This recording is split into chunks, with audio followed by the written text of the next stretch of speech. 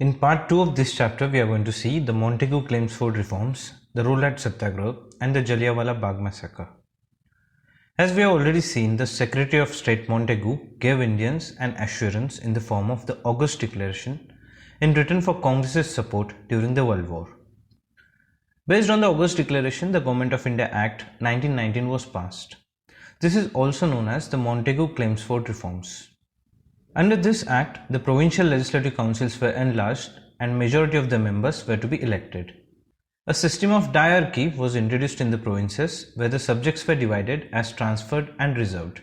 The legislative council of the provinces were given power over the transferred subjects, while the reserved subjects were kept exclusively with the governor and his executive council.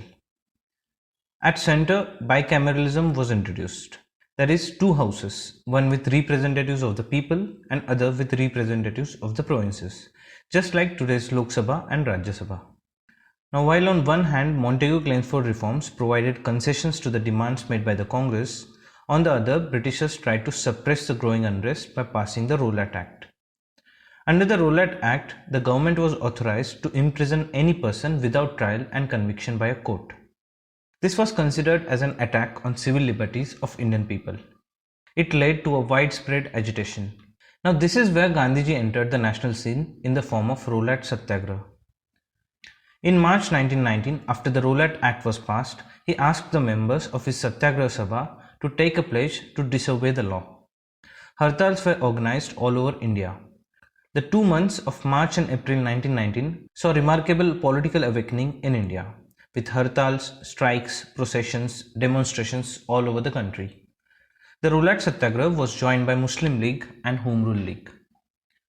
The movement erupted on large scale, so in response the British government came down heavily.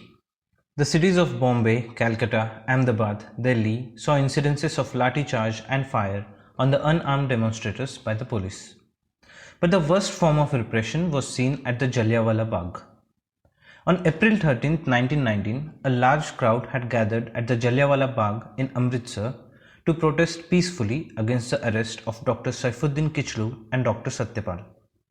The protesters were fired upon on the orders of General Dyer on the grounds that the meeting was being held despite the imposition of martial law and ban on gatherings. 379 people died and 1200 were injured according to the official estimates. The entire country was shocked with this incident.